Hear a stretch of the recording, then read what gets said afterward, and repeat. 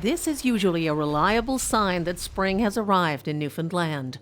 But this year, the icebergs that usually make the journey to these shores are nowhere to be seen. We would have maybe count around 50 icebergs. On some higher years, we'd have over 100 icebergs along the northeast coast of Newfoundland. And this year, we don't have any at all. And Ross blames climate change. Normally, as icebergs move south, they're nestled in sea ice. But this year, with warm ocean temperatures in the north, there was no sea ice to preserve them. So the bergs broke apart and melted off Labrador. Intense winds blew the few that did survive far offshore. It is a very, very much a checklist item that people want to do when they come to Newfoundland and Labrador is see an iceberg. In 2017, this massive iceberg attracted crowds for weeks in Jill Curran's hometown, Ferryland, even making it onto a postage stamp.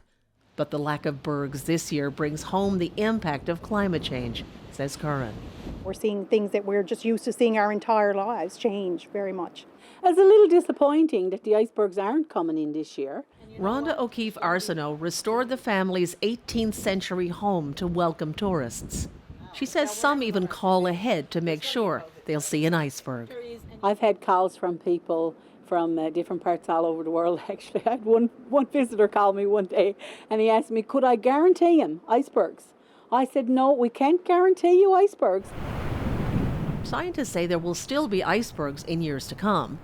There will still be, even in a few hundred years, there'll still be some iceberg production, but it'll be much farther away from Newfoundland, and whether it could actually get it to Newfoundland, there'll be rare sightings. So years like this, where icebergs don't make an appearance at all, will likely not be a one-off event. Chris O'Neill Yates, CBC News, Ferryland, Newfoundland.